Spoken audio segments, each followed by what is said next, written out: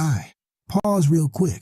If you're from DC, or you love DC, this one's for you. Welcome to the People's Voice DC, a podcast where the city speaks for itself. Not just politics, not just headlines. We're talking real life, community life, DC life. From the metro rides to the murals on the walls, from classrooms to corner stores, from church basements to community meetings. This is where conversations actually happen. We talk about what matters: housing and money, mental health and healing, culture, music and creativity, faith, purpose, and finding your way, relationships, parenting, and growing up in the city. Yeah, we talk politics too, but only because policies affect our everyday lives. This show is presented by Rising Voices of Politics and founded by Reverend Michael Campbell with one goal in mind: give the people the mic.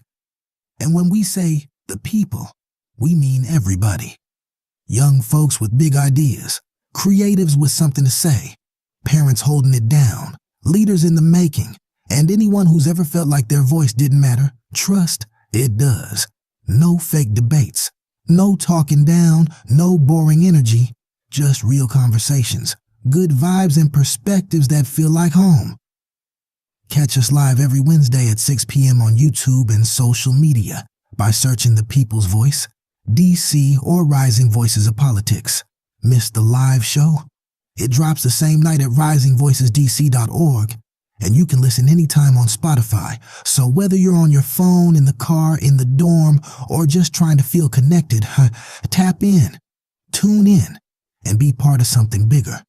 This is The People's Voice, DC. The city, the culture, the conversation. And yeah, the people got something.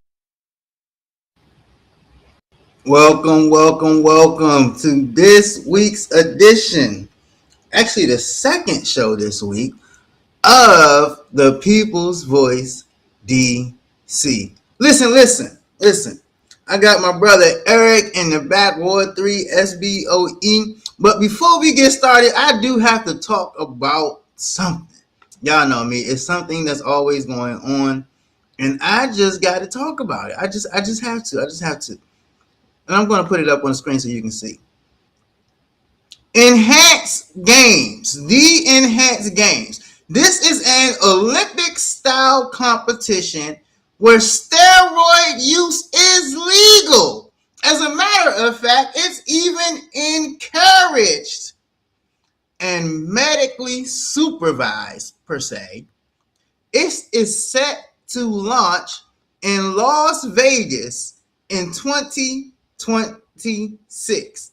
The idea is that it's going to be a great sporting event, is that you're going to have these superhero-like athletes because they're so juiced up on steroids, and the ratings are going to be great, and the entertainment is going to be out of this world. So, I mean, hey, look, they say that, the athletes will be medically supervised, so they won't, I guess, do too much. They won't, I guess, harm their bodies per se. I'm a little concerned about this. I don't know if it's safe. I don't know if I want my child growing up saying, I want to be a star in the Enhanced Games taking steroids. I just don't know if that is the thing. Now, will it be fun and entertaining? It just might be. I don't know. I have mixed reactions. I'm like, I want to watch it. It's probably going to be a lot of fun, but I don't know if it's a good idea. I don't know. But let us know what you think. Write a comment, send us an email. Give us a call. It doesn't matter, but let us know what you think. We really want to. We're going to cover this. We're going to really cover this as it unfolds and happens in Las Vegas. So listen, we're not going to delay this show anymore. We have a special guest, and he will be with us right after this.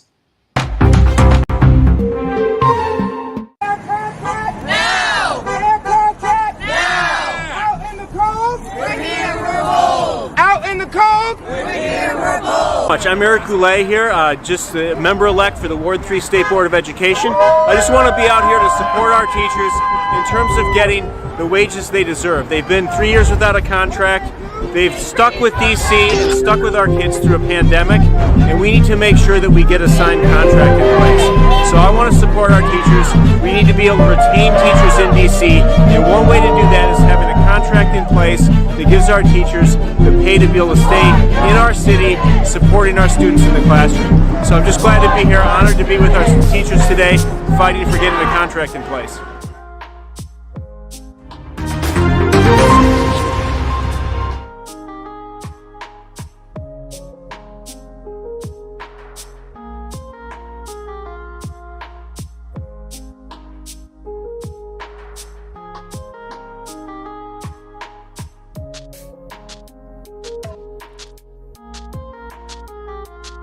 Hey, welcome, sir. How are you? I am fantastic, Pastor Mike. Thank you for having me on the show. I'm excited to be on and appreciate the opportunity to talk about the important education issues here in the city. Yes, and we thank you. That was I believe that clip. We definitely thank you for standing with our teachers and our Washington Teachers Union. Unfortunately, I'm no longer with DCPS, but I know at the time a lot of us were feeling very unappreciated and undervalued. And what contract we did get, we should have gotten a little better, and we should have gotten it much more sooner. So we definitely appreciate you for that.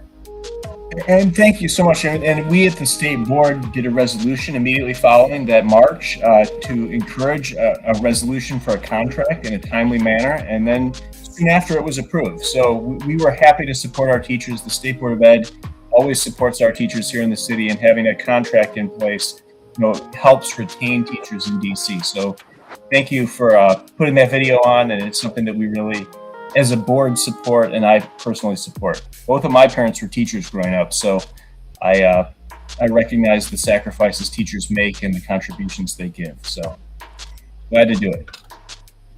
Yes, sir. Yes, sir. So let's get right into it, man. Mr. Goulet, State Board of Education rep. I do know that you had run for council before. I know that you worked with the great former council member and former mayor Vincent Gray. So I mean, just tell us a little bit about who you are and what led you down this path, and how you became the Ward 3 rep, and are you planning to continue this and run again? Well, so when I graduated from law school, the only place I wanted to go was DC. I came to DC wanting to get involved in public service. And my first job was actually working for Councilmember Sandy Allen, who was the Ward 8 council member at the time. I worked on her Health and Human Services Committee and really enjoyed that. I then moved over to the Finance Committee and then decided to run for, a lot of people forgot the first run for council was actually back when I was just 28 years old. I was on the Committee on Finance and Revenue, and that's where I met Vince Gray. I was out on the campaign trail and got to know Vince really well. And then he won the chairman's race. I wasn't successful in the Ward 3 council race, but he asked me to come on as budget director. And I'd worked for Vince, who you and I both respect, for 15 years after that. And I think the world of him. He is everything that a public servant should embody. Hard work. I mean, Vince works 16-hour days, and just a real passion and love for our city. So that just got me excited and engaged in public service. It's what I want to continue doing. I love the work we're doing at the state board to represent our students here in the city, to empower student voice, to try to improve conditions for our teachers, and try to make sure that every student in DC graduates with an education that will set them up for success in college or career. So I do plan to, to run for re-election for State Board of Education. I love the work we're doing. I love the progress we've made. And I want to be able to continue doing that. And, part of what I enjoy is working with our youth. So we're going to have a youth engagement summit just today, where we're going to hear youth voice from across the city, and then take that voice and figure out then what policies we need to recommend to the incoming mayoral administration on how we can do better here in our schools.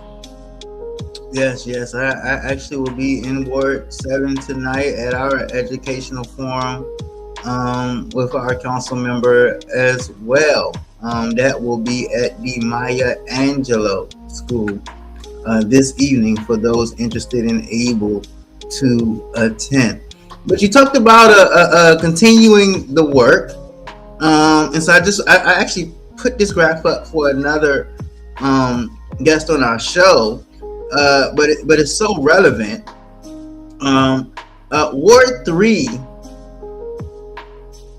with their reading on grade level, Ward 3 has the absolute highest percentage of DC fourth graders reading on grade level, and generally they have the highest levels of proficiency in math and reading. What do you credit to that level of success, and how do you plan to sustain that level of success? Well, certainly, I think there's several positive things that are occurring. First of all, we do have great schools in Ward 3, as we do across the city. So that's one thing that really has shown our students how to succeed. The other thing we have is a universal pre-K program here in DC, which gets our students into education earlier, and that's what how we saw an increase in test scores and student performance once we put universal pre-K in place. So those are two very important things that we have going for us. But the reason we see an increase, a higher level in Ward 3 versus other wards really is we both know there are still really serious issues with poverty in the city. And academic outcomes are largely driven by poverty. So our goal as a city needs to be to try to tackle all of the root causes that make it more difficult for a child growing up in poverty to be able to succeed. And when we look at those outcomes that you just put on the screen, a lot of that is driven by the challenges a child faces with either family instability, food insecurity, or just a family having additional resources to be able to provide tutoring or supports as that child grows up. So I think that as much as I would love to say our schools in Ward 3 are specifically driving that, I think poverty is the big driver of success versus sometimes struggles in those areas. Yeah. I definitely appreciate you saying that. Just a few other numbers just to kind of throw out there for the public. In Ward 3, it's 68% roughly white, 9% roughly black. In comparison to Ward 8, which is roughly 87% black and only 5.5% white. And there are also numbers that you can see that Ward 3 advantages versus east of the river. Their wealth is among the highest in DC. The grocery access is very strong compared to food deserts. As you mentioned, the poverty levels are a lot lower. And the obvious that I guess you can say, some people would say is the elephant in the room, is that it's majority white as compared to majority black. Race, demographics should not dictate education. As the SBOE rep, you're always advocating for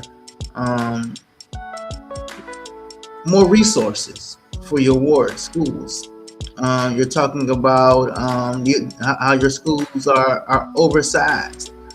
We had a candidate for council member come on the show, and he felt a lot of solutions could be used through creating community schools.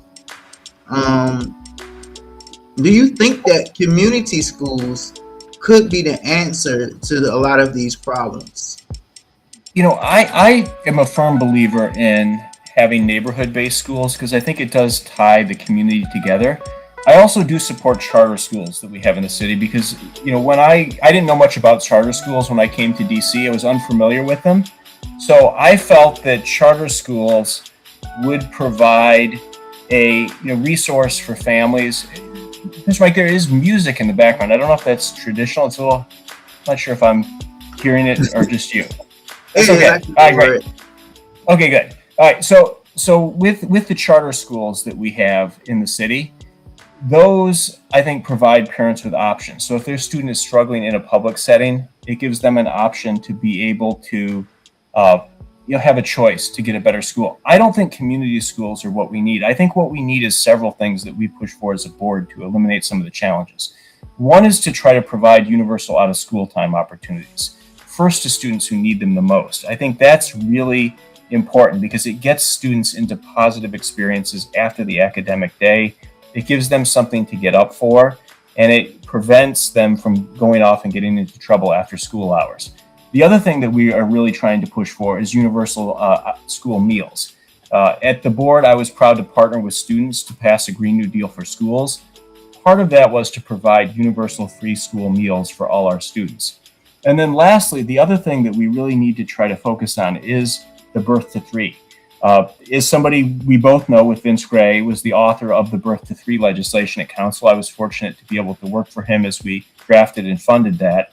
And his belief was getting children into an educational, supportive, positive setting as early as possible is what we need to do in the city.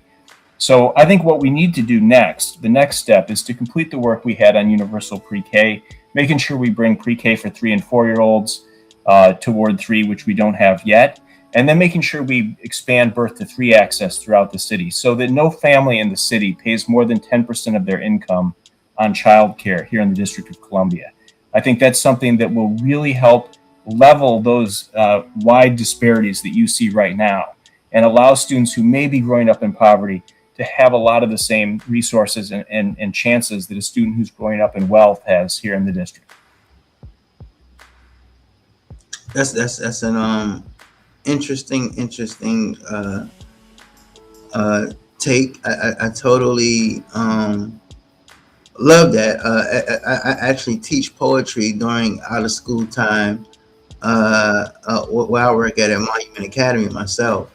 That's amazing. But I do think that it's under resourced. I think that there are opportunities. There are times I want to take my kids on an actual poetry recital, or I want to do things. It's out of school time, but it's still at the school. And sometimes kids want to get actually out of the school, and that's a lot of times why they would choose not to participate in out of school time activities. And so I do think that it's under resourced and underutilized by far.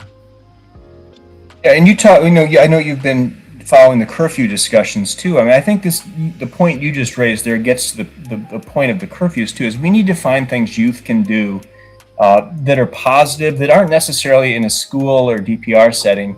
Like just trying to incentivize fun, affordable activities for youth to be able to do, so they don't have to go do other things. Like for me, I mean, having roller skating, a climbing wall, independent activities, gyms, dance clubs, all of those things that if you can gear them towards youth, you would provide affordable, fun things for youth to do in the city. And we don't have those right now. I feel like we've really lost a lot of those touch points where youth can go interact with each other in a positive setting that's geared toward youth. And I think what we need to do is try to incentivize through some of the tax abatement resources here in the city, those businesses to be able to get them, to open up in the city and to be able to maintain a positive environment for kids. So like those are the types of things I think we need to do rather than just focusing on the negative of the curfews, trying to find positive things for our youth to do that they enjoy. Well, no, it's interesting that you, I say DC has always had a curfew law. I'm in opposition to how we've been using it lately, should I say. But the conversation is centered around, when we talk about this topic, a lot of our city's resources are going to MPD. And those resources could be used for the youth.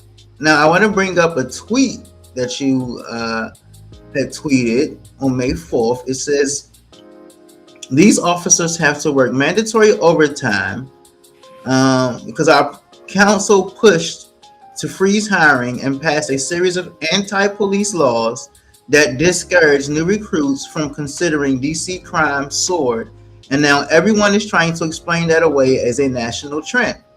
The crime crises in which hundreds more DC residents lost their lives didn't happen due to trends.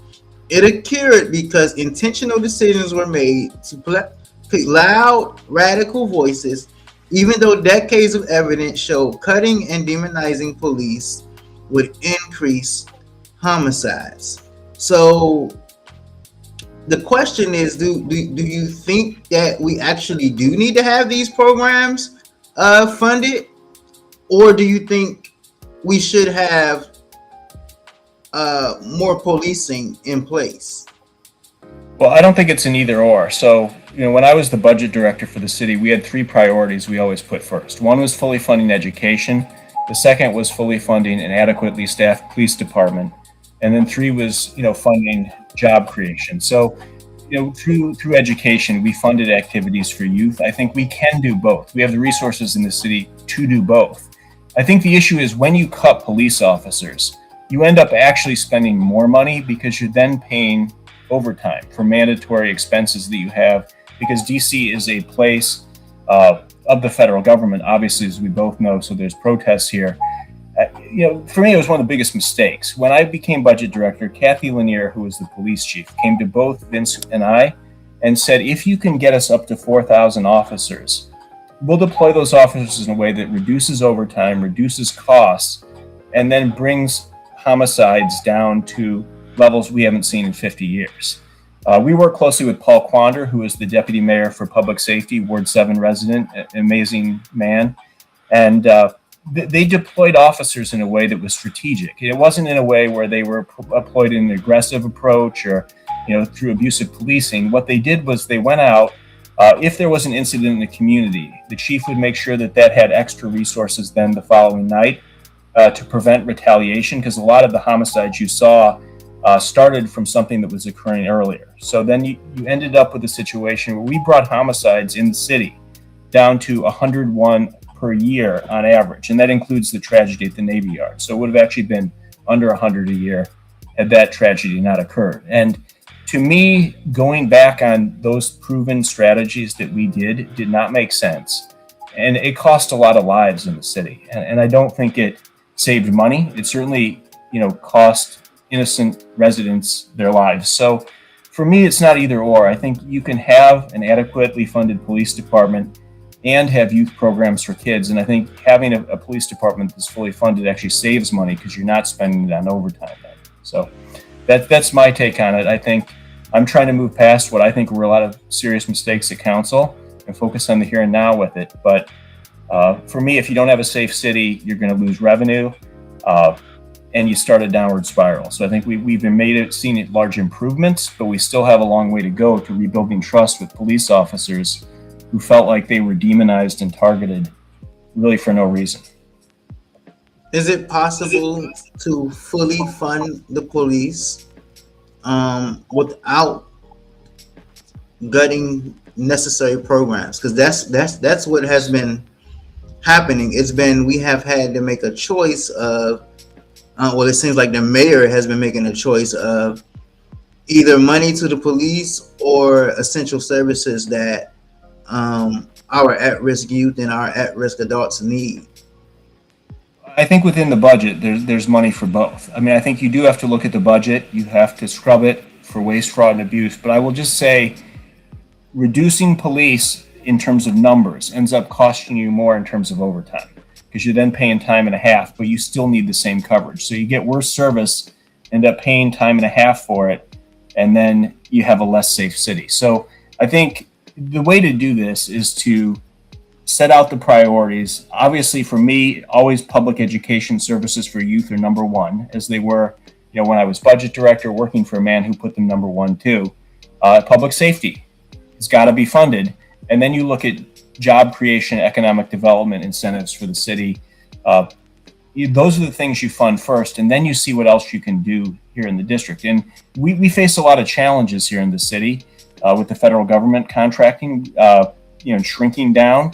So we've got to be very mindful about how we're spending our money, how much we're borrowing, and making sure that we set forth a sustainable and responsible path for the city. And I don't see it as either or for those things, because I think both end up saving money in the long run. If you can keep kids out of trouble and you keep the city safe. I do want to highlight some comments from Peaches. Peaches says that they should be for the youth like it used to. She used to manage those programs from 97 to 2005. Her program was from 2 p.m. to 11 p.m.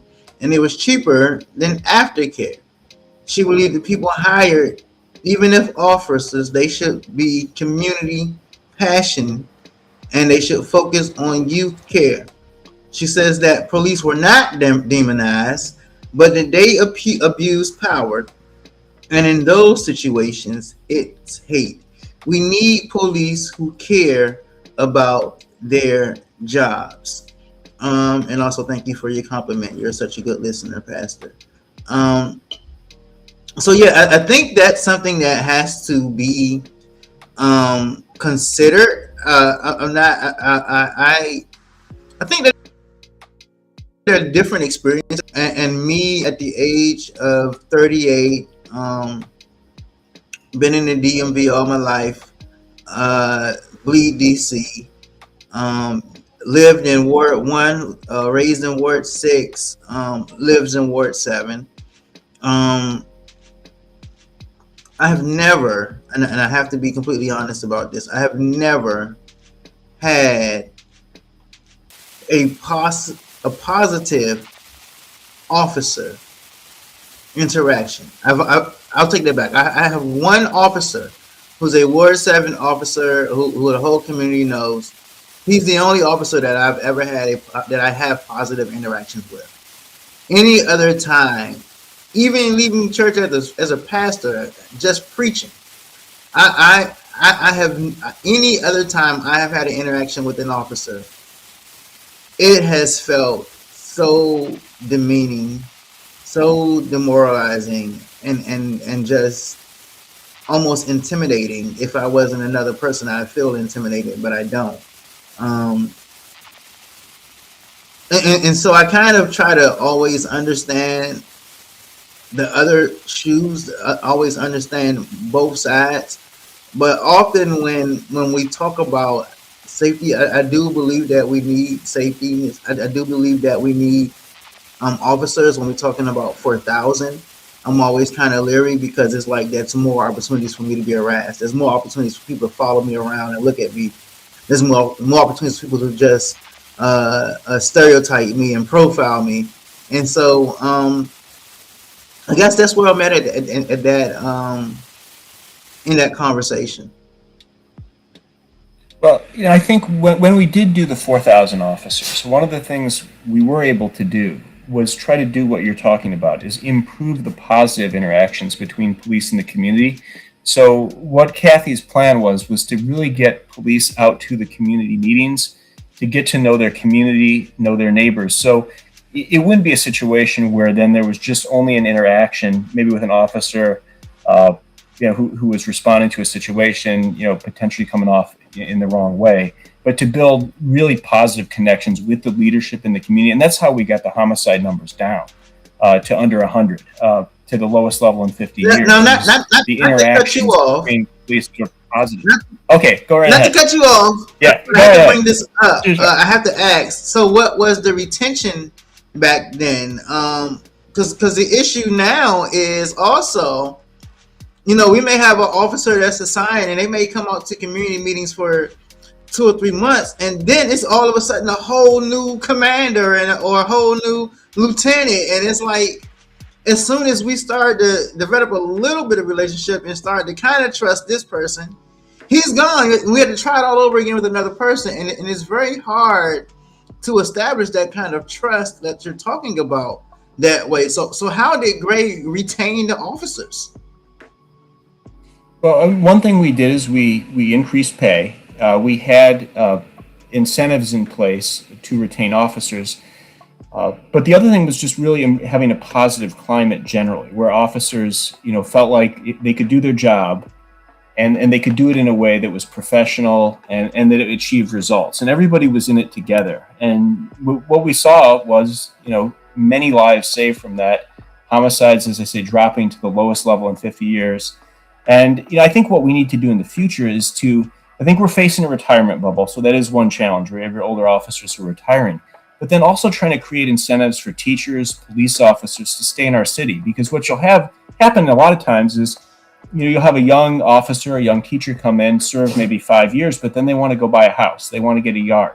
So then they move out to the suburbs. So offering housing incentives through our programs that are more generous than they currently are now, that really allow officers, that allow teachers and other professionals that we want to have living here in our communities to be able to stay here, I think is really important. And that's how you get that continuity that's going to be important in the community. And you build those relationships that then last over time, because then the officer is living with the people they serve. That way the teacher is living down the street from the school they work at. And those are the types of interactions that we really need to build. I agree. And as you mentioned, it's the same exact issue almost with our teachers and our education. Before we move on to the next topic, I do want to highlight Peaches had a couple of more comments.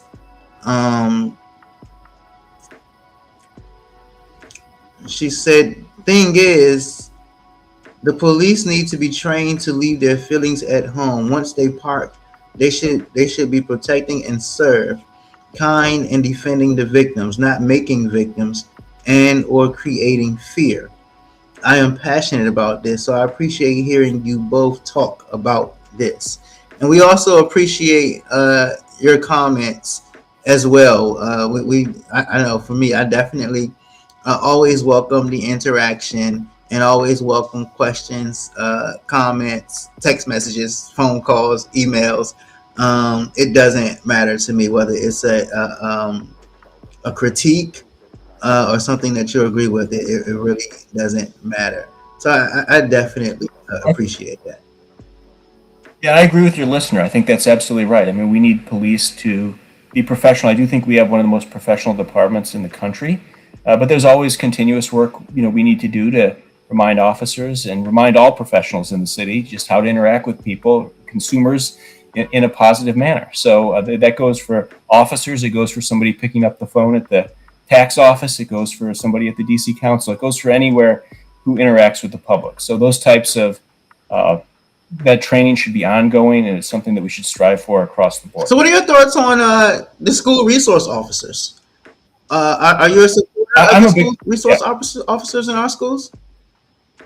Yes, I 100% support the school resource officers. We had legislation that was approved at council a while back that would have actually zeroed those out. And that was, during a period of time where a lot of concerning bills were passed. The principals across DC were very concerned about the safety of children. They came out and testified at council hearings in mass, in a way I hadn't seen before, to express concern that this was going to put students at risk. I feel the school resource officers are fantastic for several reasons. First, it's a volunteer program. So it's police who want to get involved, who are interested in working with youth. There's special training for that. And it allows youth to see officers in a more positive way. I've met school resource officers. I can't say I've met all of them, but the ones I've met have been fantastic. They've wanted to work with our youth. And it really helps keep youth safe outside the city. We look at the tragedy that just happened outside Jackson Reed with the student being tragically killed. And, that's a situation where having those resource officers, in this case, didn't save that child, but it does provide a resource both in and outside the school to try to prevent problems from occurring. So I support our principals on that. I think school resource officers are certainly necessary, and I want to make sure that they remain there for schools and for principals who feel they're needed to just keep students safe here in the district. I definitely agree with that, and I just wish that we had one in every school, and that's public and charter. Oftentimes we feel like as educators we have to be the school counselor, the child psychologist, the mentor, the child's personal security guard, the child's escort. Like, it's needed in And every those office, school. yeah, and those officers are oftentimes much better trained to interact with youth positively than private security. Like when people were pushing to get rid of SROs, what would have replaced SROs is private security guards who don't have the training that our officers do. So it wasn't that there was just not going to be any security presence there. It would just be one that has lower standards than our police do.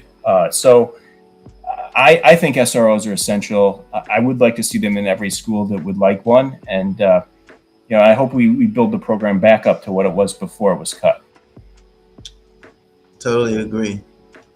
Last issue on these schools, man. Libraries.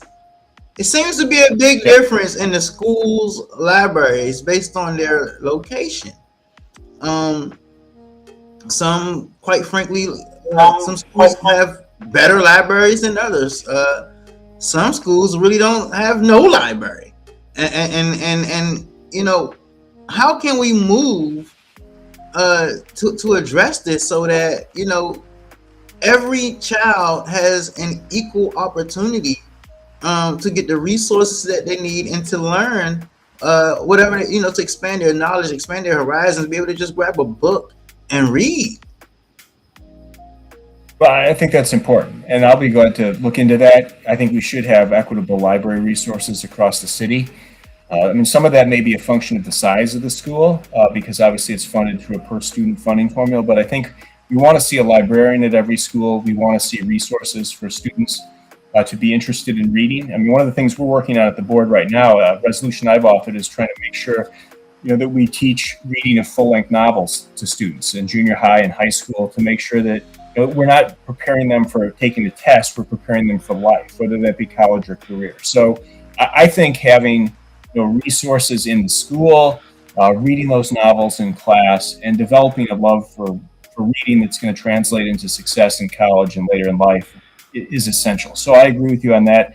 I think that's probably falls more within the scope of what council would be able to do with the budget than what we would be able to do at the state board. But certainly I would be interested in seeing what the libraries look like across the city and seeing if there's a disparity there. Yeah. Hey, I don't know about you, but I have so many parents coming up to me. They're saying, "Hey, my child doesn't even know how to write in cursive.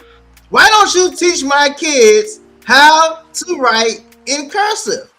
You're going to mess them up for life. What's going on? What's going on, man?"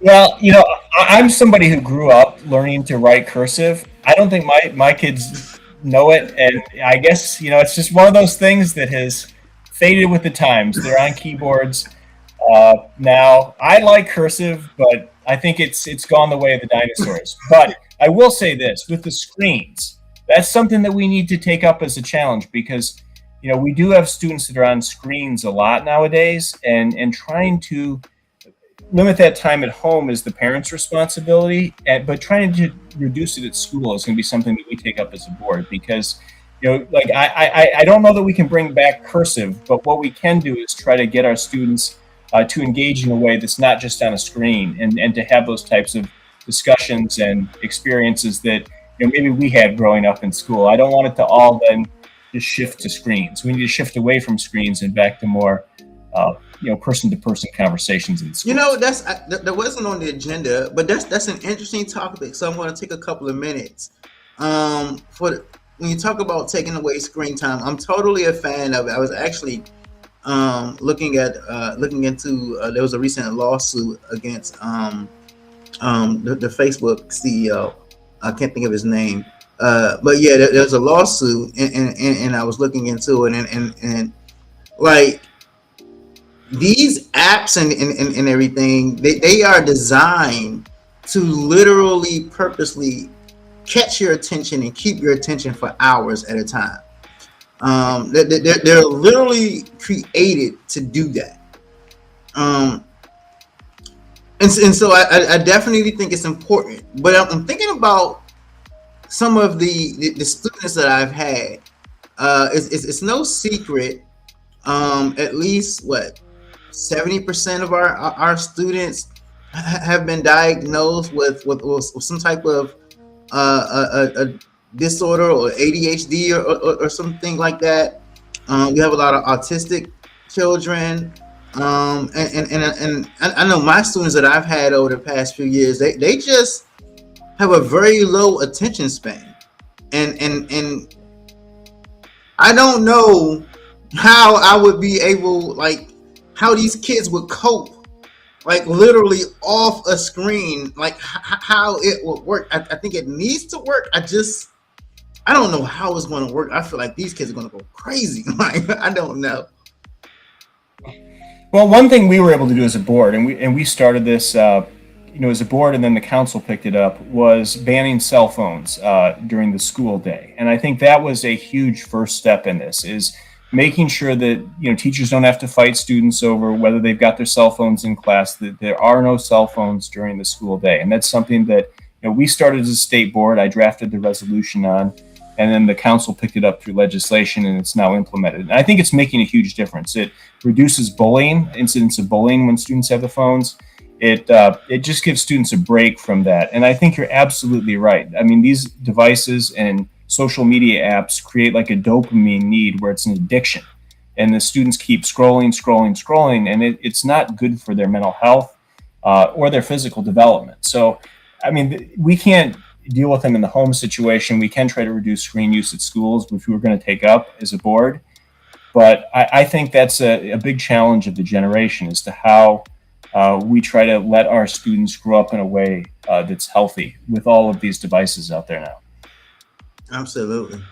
So I posted, actually, before we go on to the next subject, I just want to remind everybody, listen, you can always join us. You can always join the Rising Voices of Politics. We're always looking for team members. We're always looking for board leaders. We're always looking for volunteers. Lots and lots of volunteers. This is election season. Right after the primaries, we're going to get right into, listen, commissioners are important. Every single member district needs representation. In our city, we still have too many vacant seats. So maybe you're out there and you'll feel like, hey, look, we need a stop sign. Hey, look, our school need to be better in our neighborhood. Hey, look, who keeps allowing this 24/7 tobacco store to open up? You want to make a difference? You want to run for commissioner? You can join us and we will help you through the way. You can visit us at www.risingvoicesdc.org. So I posted this before, and I just wanted to give everybody a little quick intro when I was posting it, but you had kind of talked about your work. So in the 3 for All, the Birth to 3 for All DC Act. So in 2017, Eric decided to return to the council's Committee on Health because despite having nearly 97% of our residents insured, there are still significant health outcome disparities in DC driven by social determinants of health. As committee director, under the leadership of committee chairperson, my guy, Vince Gray, Eric drafted legislation to transform DC's healthcare system for its 2 eastern wards with a new state-of-the-art community hospital, an ambulatory care center, and 2 urgent care centers. Eric also worked with his committee staff to draft the Birth to 3 for All DC Act of 2018, which will make subsidized high-quality child care services available for all DC families with children from birth to age 3. Definitely thank you for your work in that, sir. But I definitely, I know you're over there in Ward 3 now, but I did want to bring up and highlight those things and get your thoughts on a couple of things that's going on. You know, Vince Gray worked so hard. He had such a great vision. And our hospital over in Ward 8 on the St. Elizabeth campus is going through some issues. It's been reported that it's understaffed. It's severely underachieved. And I really don't think this is the vision that Mayor Gray had. Also in Ward 7, we were promised a freestanding health emergency clinic right in Ward 7 on the Fletcher Johnson campus. As you may or may not know, it's been delayed, and I think it's supposed to open up in another year or so. Meanwhile, I'm looking at TV and I see a commercial, and I see the new CEO of the hospital and all these promises. Man, it feels like it's just been a disservice to the mayor. What are your thoughts? To the former mayor, what are your thoughts? So, yeah, I mean, this is the reason Vince came back to run for council. It was his passion is to try to put a new state-of-the-art, full-service hospital on the east side of the city with interconnected ambulatory care centers, as you mentioned. Now, I worked as general counsel at United Medical Center the last 2.5 years of its time, which, I mean, had amazing people working at it, really like a passion for delivering healthcare. The challenge with United Medical Center, as I saw firsthand, was the building. It was, a failing building at that point. It was built for an era where you went in for a week or two for an inpatient procedure that nowadays is outpatient. So it was way too large.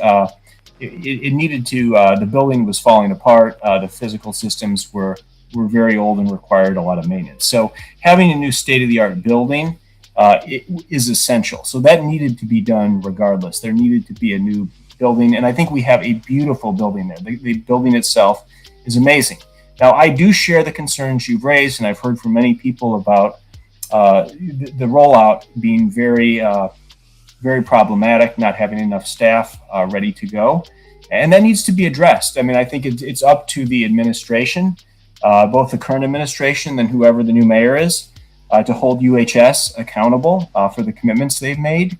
And if they're unable or unwilling to provide the quality care that they promised, then they need to look at another operator.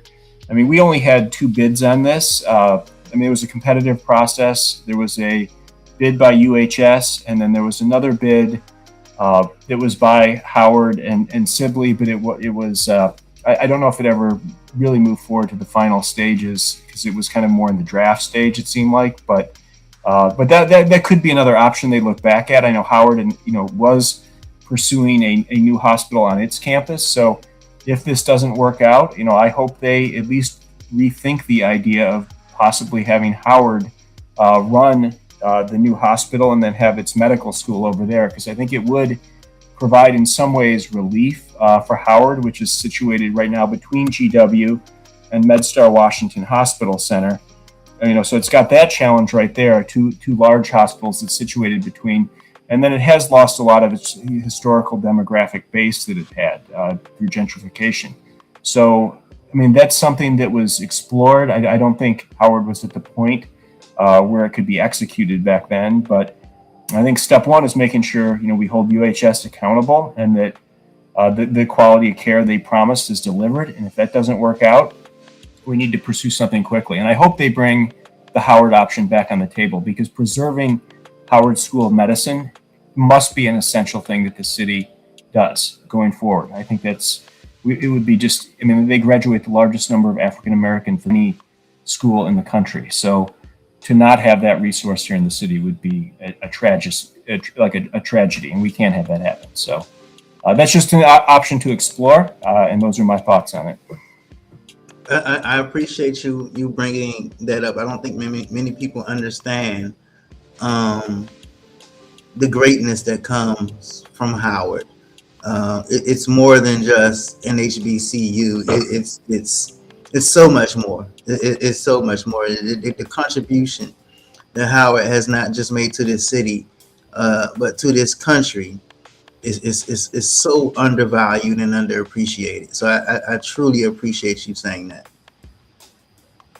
And it might be a great fit. If the fit doesn't work out with UHS, the fit with Howard may be a good fit that works serving the population and then providing a hospital, to keep the great work of Howard's Med School going. So I think all that's got to be on the table as we look at it. But the number one thing has got to be, which Vince's vision was providing high quality, equitable healthcare for residents across the city in a true healthcare system.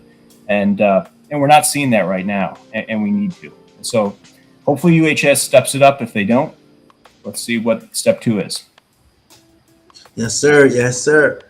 Yes, sir. So look, we're heading towards the end of the show. It's been an amazing show. I truly appreciate it. Before we go, I do have one final plug-in, well, a couple plug-ins. First, I want to remind everyone of our Brothers Reclaimed Healing Circle. This is for men only. Ladies, if you want to cook us some dinner, if you want to provide us with some nice snacks or meal, you are free to drop it off. However, the circle is for men only. We know that our men are carrying a lot. We know that our men have some healing to do. We have grew up with some traumas that have gone unattended for so long. We are providing a safe space. Of course, this will be led by yours truly, myself, Pastor Mike. We also do workshops and retreats on a bi-monthly basis, but we gather monthly. So listen, our guys out there, don't feel embarrassed, don't feel ashamed. This is a no judgment zone. It's a very discreet location, and we make sure no one, is covering us. We're not going to put anything on social media or anything like that. We just care about you and your healing.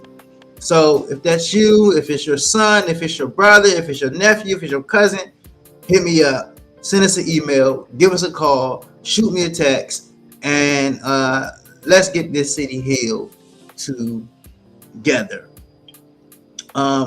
In addition, we cannot forget this June 19th, our Ward 7 Juneteenth parade is happening. We will start gathering at 9 a.m. and our parade will start at 11 o'clock a.m. That is not 11 o'clock colored people's time. That is 11 o'clock p.m. on time, meaning we will start putting one foot in front of another foot at 11 o'clock. So don't you get left behind. Make sure you are there. They don't say it anymore, but when I was growing up, we would say, be there or be square. Mr. Eric, I really, really appreciate you. This was a very, very, very awesome show. As I mentioned before, we love to have you back to talk about some more specific school issues, because I'm in education, so there's so much to talk about and that we can cover. I would love to come on anytime. I mean, we're working at the board on issues like making sure we have universal school nurses, like expanded authority for our board.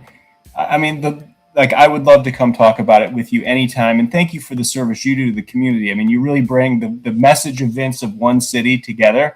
And I just appreciate you a lot, Pastor Mike, for the positive way you approach everything. I truly thank you. That when you said one city, I just had an instant flashback of that logo that you had. It was like awesome logo. I'm gonna use it for November, so we'll use it again, because it means more than just a logo. I mean, it was what Vince lived by and what you live by, of trying to really bring the city together and trying to make sound, positive choices that lift up everybody here in the city. And that's what one city is, and I think it's something that we need right now. Yes, indeed. Also, you're talking about out of school time. I have been organizing, trying to get a midnight basketball league launched for our youth to have something to do other than getting into to mischievous activities and possibly crime and other harmful events. So I would love your thoughts on that. I'll shoot you a text or inbox, and I'll shoot you the flyer and ask you for your thoughts and insights. Well, I'm fully supportive, and I'd love to even come to an event sometime. So if you need any help, trying to make connections on it, that's the type of thing we need to be doing for our youth, is providing those activities. So thanks again for leading on that, and I'm here to help. All right. Thank you. Listen, that's it, people. That's it for today's show. I do want to send a special thank you to, I hate to say it, X. I'm so used to saying Twitter, but I want to send out a special thank you to X. I thought that I was more popular than anything on Facebook. I really thought that was my calling card. Facebook was where I belong. But we have had the most views consistently for the past 6 months come not from Facebook, not from IG, not from TikTok, not from YouTube, but it came from you guys on X. You guys are the hero.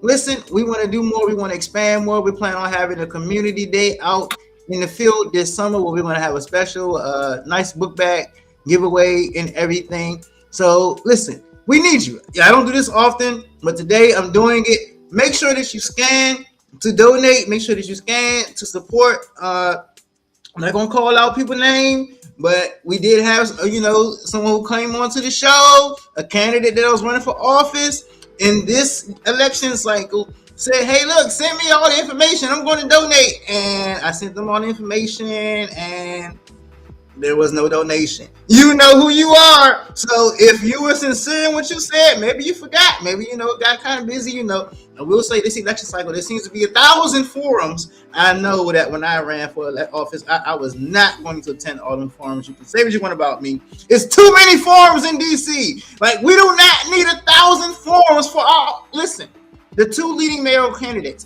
they don't need 1,000 forums, okay? Just have a few forums. Let us get our point across. Let people talk, and let's enjoy ourselves. Until next time, this is the People's Voice, and you are going to enjoy our next show.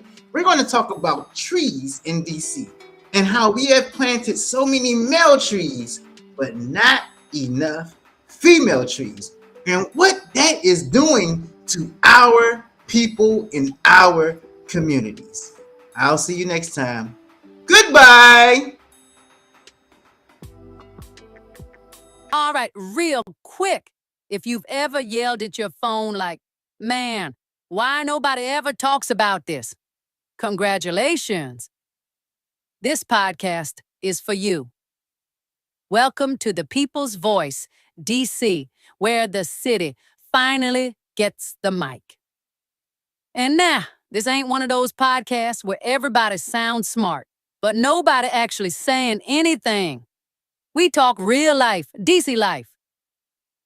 The kind of conversations you have after work, on the metro, or when the group chat gets serious out of nowhere. Yeah, we talk politics, but don't worry. Nobody yelling over each other. Nobody reading off cue cards.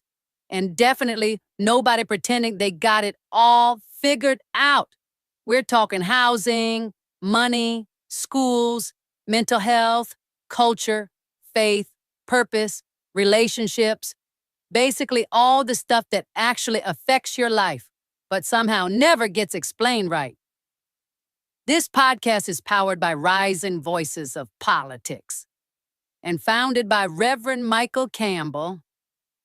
But listen, you don't gotta be a politician, a preacher, or an expert in nothing to belong here.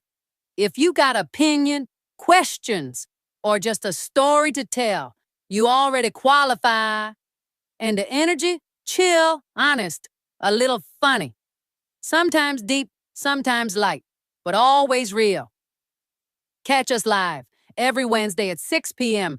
on YouTube and social media. Miss it? Cool. It drops the same night at risingvoicesdc.org, and you can listen anytime on Spotify. So whether you're outside, inside, commuting, procrastinating,